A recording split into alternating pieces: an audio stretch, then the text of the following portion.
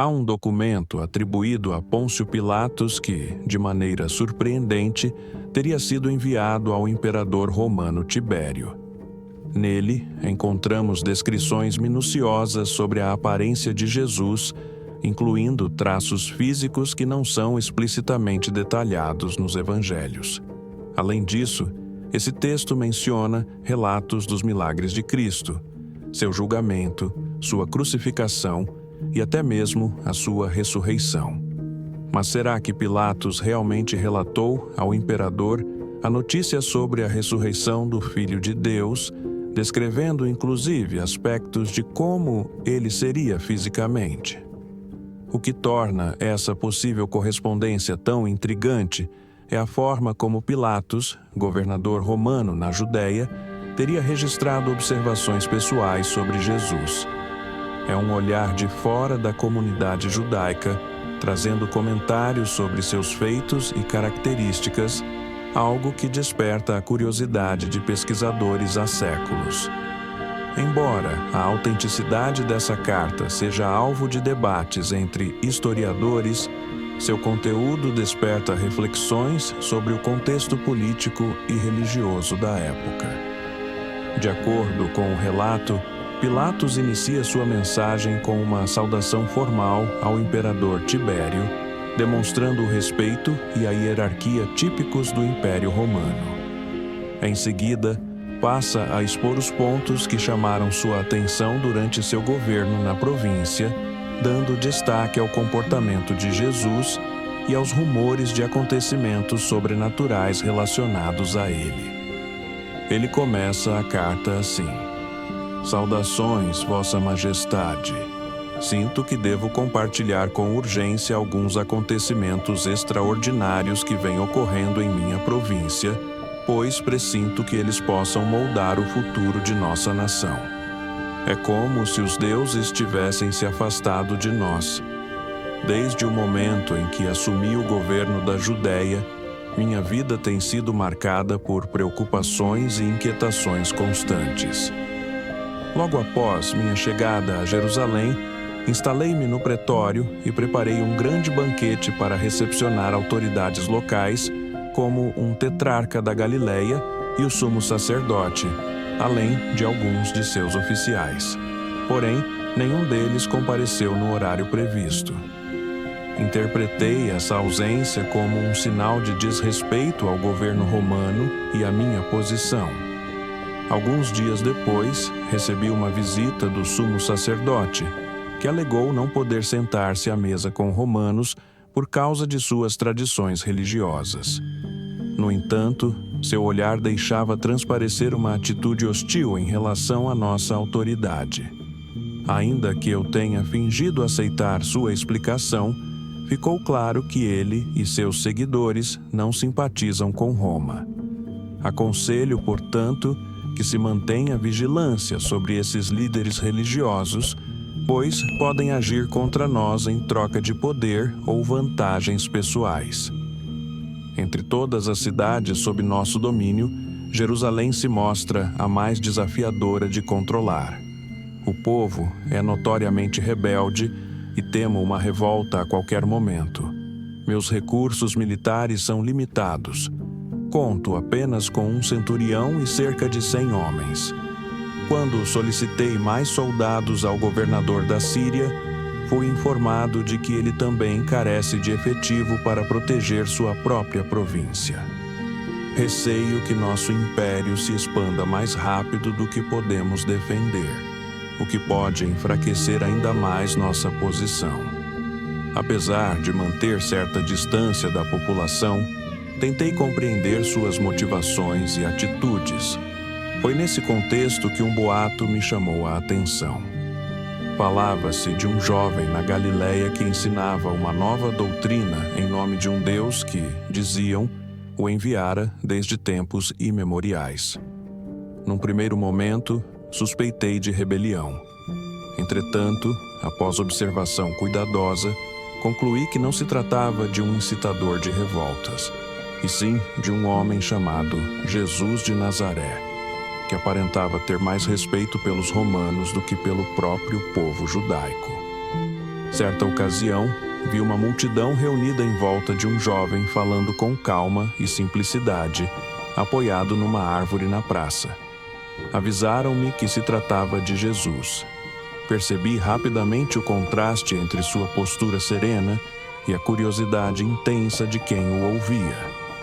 Não quis interromper, mas pedi ao meu secretário, Mânius, que se misturasse à multidão para registrar o que Jesus dizia. Meu secretário é neto de um antigo conspirador que esperou Catilina na Etrúria, o que lhe rendeu certa experiência em assuntos políticos. Ele também domina o hebraico e tem minha plena confiança. Ao retornar, Mânius relatou que jamais vira tanta sabedoria em alguém que falava ao povo de forma tão acessível. Um dos rebeldes presentes perguntou a Jesus se era certo pagar impostos a César. A resposta foi objetiva e impressionante. Deem a César o que é de César e a Deus o que é de Deus. Essas palavras me levaram a crer que Jesus não era uma ameaça, mas alguém cujo ensinamento poderia manter a ordem. Por isso, não interferi em suas reuniões com o povo ou na escolha de seus discípulos.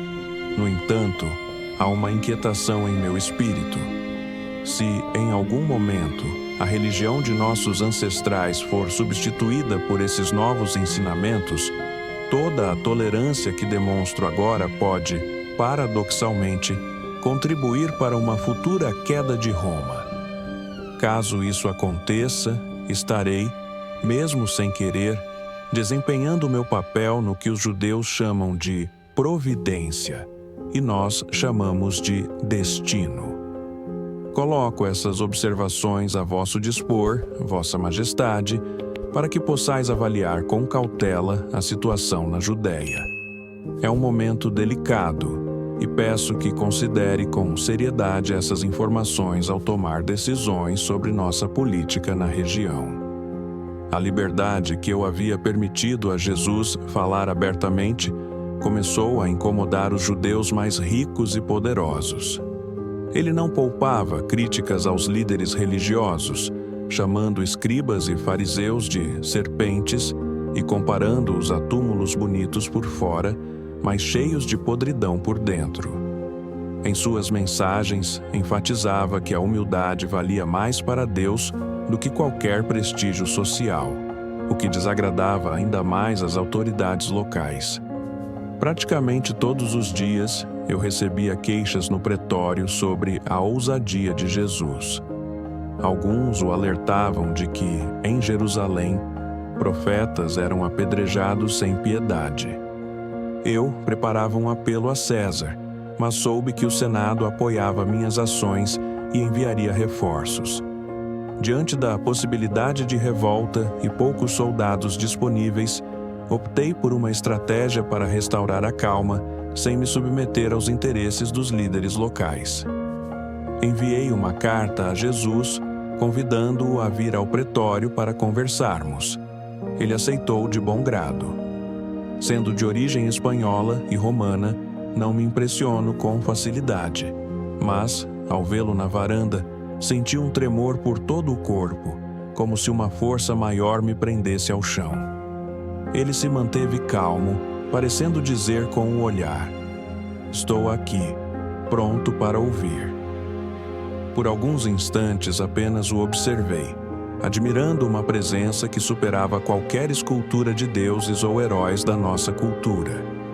Falei com a voz trêmula, relembrando que, por 3 anos, eu o deixara falar livremente, sem arrependimentos. Suas palavras, em minha visão, iam além do que qualquer filósofo grego já escrevera, ainda que eu não soubesse ao certo se ele conhecia Sócrates ou Platão. No entanto, alertei que essa liberdade tinha lhe rendido inimigos poderosos, da mesma forma que Sócrates colecionou opositores em Atenas.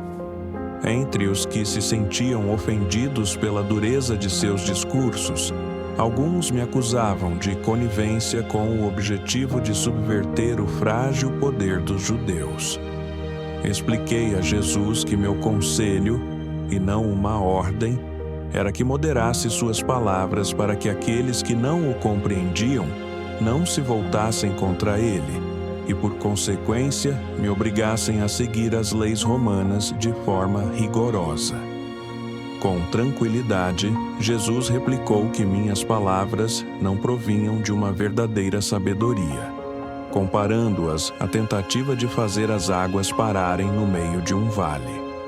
Em sua visão, apenas Deus controla plenamente o curso dos acontecimentos. Falou então de um tempo em que o sangue dos justos seria derramado antes que a rosa de Saron florescesse, sugerindo uma tragédia iminente. Profundamente tocado, eu me apressei em garantir que o considerava mais valioso que os fariseus revoltosos, que abusavam da tolerância de Roma e induziam o povo a acreditar que César era um tirano. Assegurei a Jesus que, sob meu comando, o pretório seria seu refúgio, protegido da hostilidade desses líderes religiosos. Desta forma, deixei claro que ele teria em mim um aliado sempre que necessitasse de abrigo. Jesus manteve a calma, inclinou a cabeça levemente e, com um sorriso tranquilo, respondeu: "Quando chegar o momento, não haverá abrigo para o Filho do Homem, nem na terra, nem no subsolo. O verdadeiro refúgio está nos céus." Ele apontou para o alto e concluiu, mencionando os profetas: "Aquilo que foi anunciado será cumprido." Preocupado, eu retruquei: "Não me forces a transformar meu pedido em uma ordem. A paz desta província está sob minha responsabilidade e, por isso, peço que sejas prudente em teus discursos. Não ignores este alerta, pois sabes bem das consequências. Que a felicidade esteja contigo. Adeus, príncipe da terra." Sem se abalar, Jesus respondeu: "Não vim trazer intrigas, mas paz, amor e compaixão. Nasci no mesmo dia em que Augusto César trouxe paz ao império, e minhas provações não partem de mim, mas virão de outros, de acordo com a vontade de meu Pai. É Ele quem guia meu caminho." Por fim, recomendei que ele controlasse um pouco suas palavras, pois nem eu poderia poupá-lo de toda a fúria das multidões. Quando Jesus se afastou, tive a estranha impressão de observar uma luz se perdendo na linha do horizonte. Um alívio tomou conta de mim, como se seu olhar penetrante tivesse peso demais para eu suportar. Com o passar do tempo, Herodes, já em idade avançada, juntou-se àqueles que desejavam vingança contra Jesus. Se fosse por vontade dele, talvez a execução acontecesse de imediato. Contudo, apesar de se orgulhar de seu título e de sua origem, Herodes tinha receios parecidos com os meus. Temia provocar a ira do Senado e, no fundo, talvez também temesse a figura calma e misteriosa de Jesus, embora nenhum oficial romano goste de admitir medo diante de um judeu. Herodes veio ao pretório certa vez para uma visita de cortesia. Depois de algumas palavras sem grande importância, perguntou o que eu pensava acerca do Nazareno.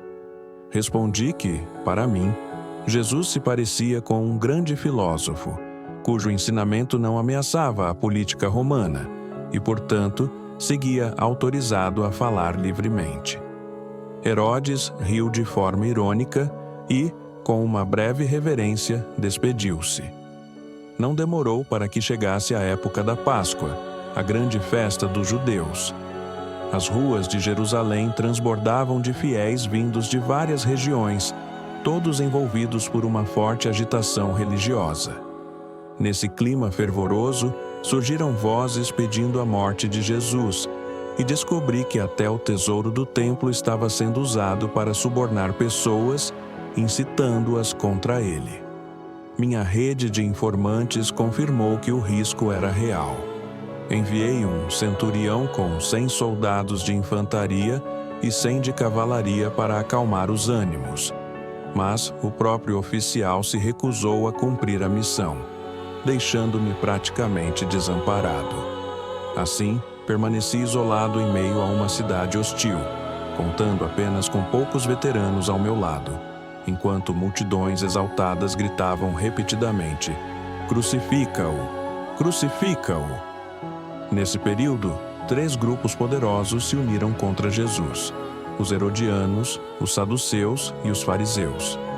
Alguns tinham dupla motivação. Queriam livrar-se do Nazareno e, ao mesmo tempo, se ressentiam da dominação romana. Ainda guardavam rancor de mim por eu ter entrado na cidade com estandartes que traziam a imagem do imperador, o que consideraram um sacrilégio indesculpável. Além disso, havia a questão financeira. Eu havia sugerido usar parte do tesouro do templo em obras públicas, o que irritou tanto os fariseus quanto os líderes mais conservadores. Para eles, essa proposta reforçava minha falta de respeito pelos costumes locais. E, como se não bastasse, eles também estavam cheios de ódio das críticas contundentes que Jesus fazia em cada lugar que passava, desafiando suas regras e questionando sua forma de liderança. Desse modo, o destino do Nazareno se tornava cada vez mais incerto, enquanto eu lutava para manter a ordem e proteger o que restava da autoridade romana em Jerusalém. Eu não tinha apenas esses grupos de poder para lidar, mas também uma população desordenada e impulsiva, que a qualquer sinal de revolta se lançava na confusão, disposta a tirar vantagem do caos. Quando Jesus foi apresentado ao sumo sacerdote, a sentença de morte foi decretada contra ele. Coube então a Caifás, o líder religioso, reforçar a condenação e garantir que a execução acontecesse. Naquele momento, afirmei que, por ser Jesus da Galileia, Herodes deveria julgá-lo. Enviei-o, então, à presença de Herodes, que, fingindo deferência ao representante de César, devolveu-me o prisioneiro, lavando as mãos de qualquer responsabilidade.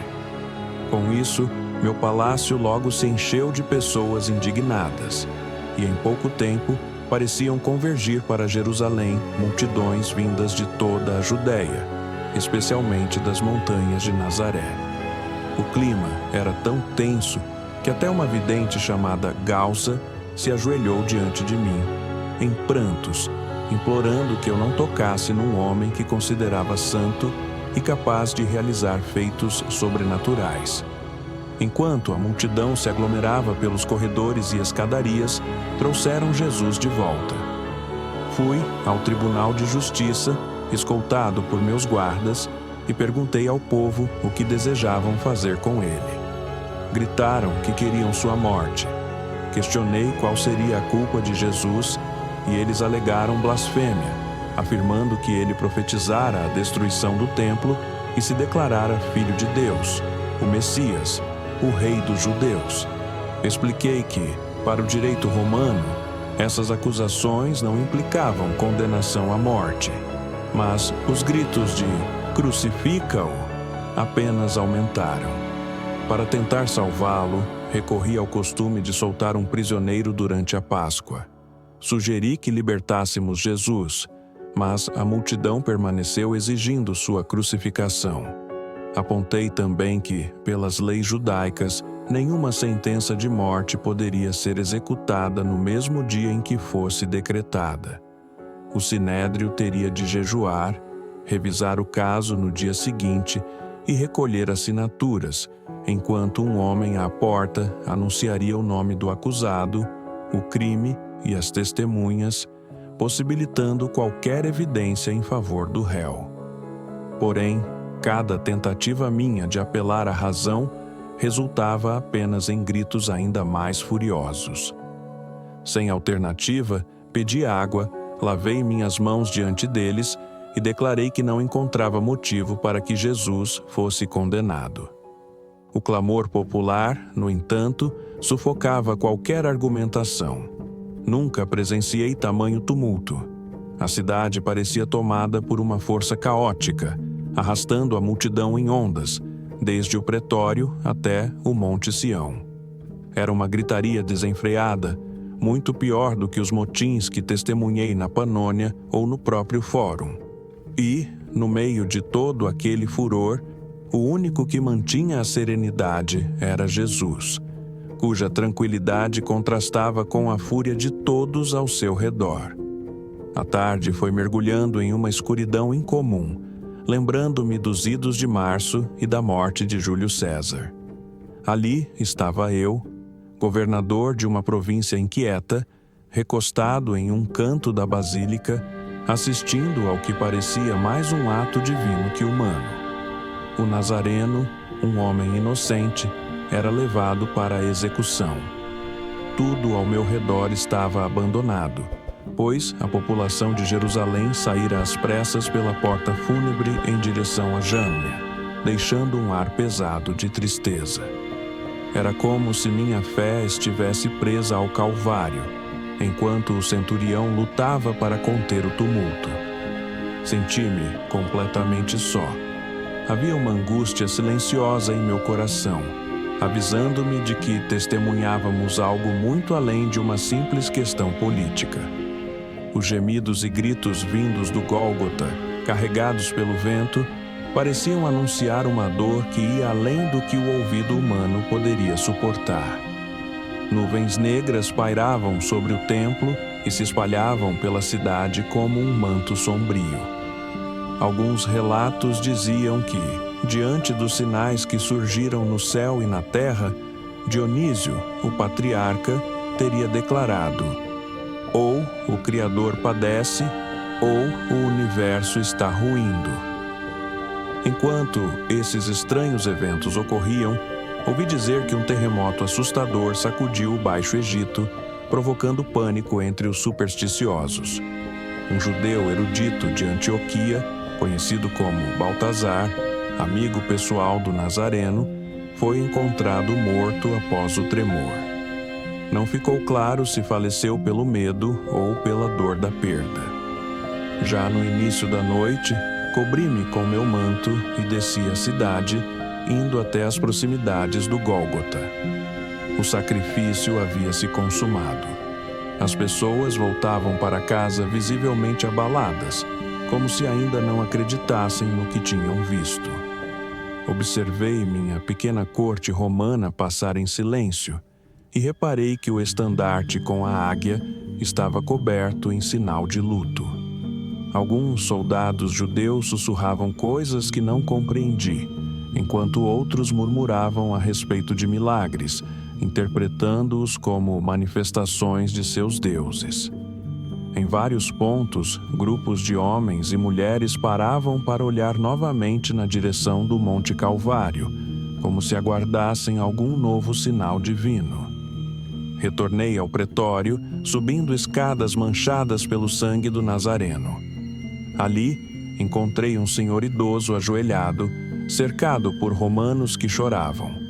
Ele aproximou-se, dizendo com um lamento profundo: um homem de cabelos brancos chorando é algo de cortar o coração.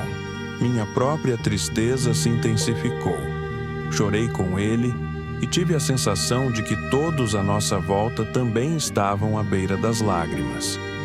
Aqueles que denunciaram ou abandonaram Jesus sumiram, como covardes, enquanto os poucos que ali restavam se sentiam tomados pela dor do que haviam presenciado.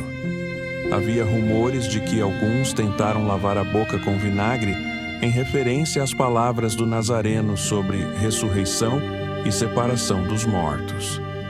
Não pude confirmar, mas a cidade estava tomada por boatos. Quando recobrei alguma calma, perguntei ao idoso: Pai, quem és tu e o que desejas? Ele respondeu: Sou José de Arimateia e venho rogar para que me autorizes a sepultar o corpo de Jesus de Nazaré. Concordei, liberando alguns soldados para acompanhá-lo, pois temia que profanassem o corpo. Contudo, poucos dias depois, surgiu a notícia de que o túmulo estava vazio, e os discípulos de Jesus proclamavam que ele havia ressuscitado, exatamente como previra. Essa notícia causou alvoroço ainda maior do que sua morte. Não posso afirmar com certeza o que aconteceu. Investiguei tudo o que pude. Se errei em alguma decisão, deixo que cada um julgue por si. Contaram-me que José depositou Jesus em seu próprio túmulo, mas se ele já esperava a ressurreição, não saberia dizer. No dia seguinte ao sepultamento, um dos sacerdotes veio apavorado ao pretório, temendo que os discípulos pudessem retirar o corpo para alegar que ele havia voltado à vida. Enviei-o ao capitão Marcos, ordenando que destacasse quantos soldados judeus fossem necessários para vigiar a sepultura. Assim, se algo acontecesse, a responsabilidade não recairia sobre nós, romanos. Quando se espalhou a notícia de que o túmulo estava vazio, minha aflição aumentou. Procurei o capitão Marcos, que confirmou ter designado seu tenente Benan e 100 homens para a guarda do lugar. E ainda hoje, os rumores de que Jesus ressuscitou continuam se multiplicando, deixando a população dividida entre a crença no que viram e o medo de represálias. O certo é que nenhuma medida que tomei foi suficiente para conter as consequências desse mistério que, até agora, permanece além do meu entendimento. Após a ressurreição do Nazareno, muitos rumores circularam sobre o que teria acontecido na madrugada em que o túmulo foi encontrado vazio. Mandei chamar Izam, um dos responsáveis pela guarda naquela noite, para obter seu relato pessoal. Ele contou que, perto da 4ª vigília, notou uma luz suave e brilhante aproximando-se do sepulcro. A princípio, pensou que fossem mulheres trazendo ungüentos, mas não conseguia entender como teriam passado pela guarnição sem serem vistas.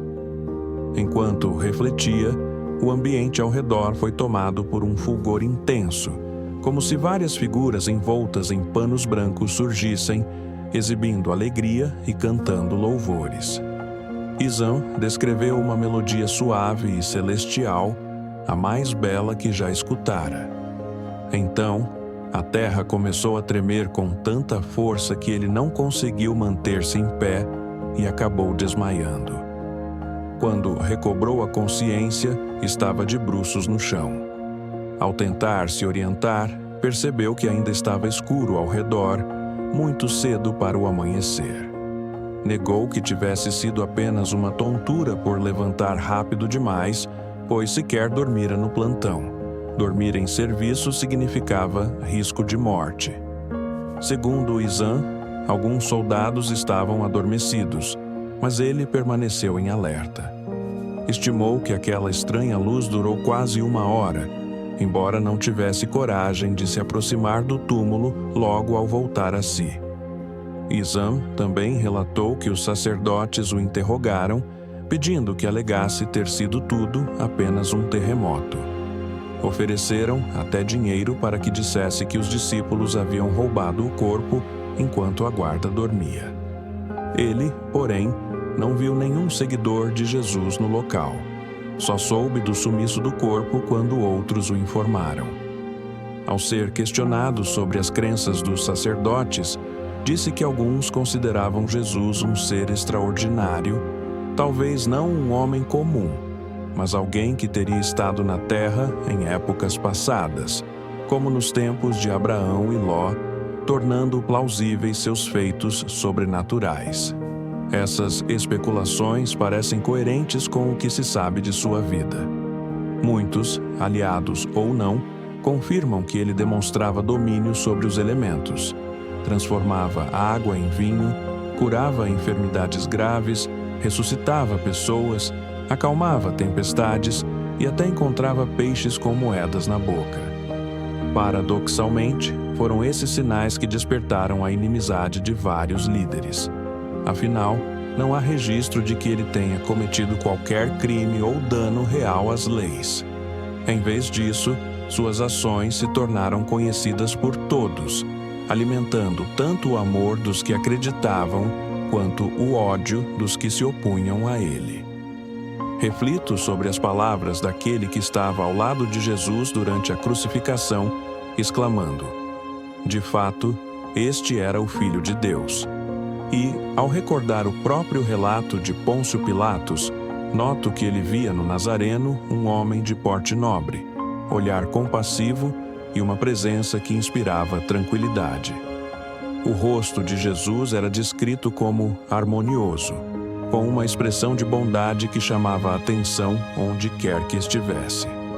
Ele trazia cabelos suavemente ondulados, num tom entre castanho claro e loiro, e olhos profundos, cujas cores variavam entre castanho claro e azul conforme a luz.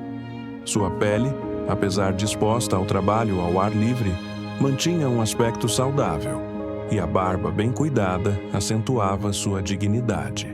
O traje simples que usava, composto de um manto e uma túnica, refletia seu desapego ao luxo e o desejo de se aproximar dos mais humildes. Tudo em sua pessoa transmitia serenidade, da voz calma até o olhar que parecia compreender a essência de cada um que se aproximava. Foi essa aura de paz que tocou tanto os romanos quanto os judeus, despertando curiosidade em uns e reverência em outros. Agora, meu nobre soberano, descrevi todos os detalhes de que pude me lembrar, para que seja possível avaliar minha postura com justiça. Estou ciente de todas as críticas que me são feitas, mas apresento este relato com lealdade e respeito. Seguirei cumprindo meu dever, sempre como vosso obediente servidor. Se gostou do vídeo, inscreva-se agora no canal.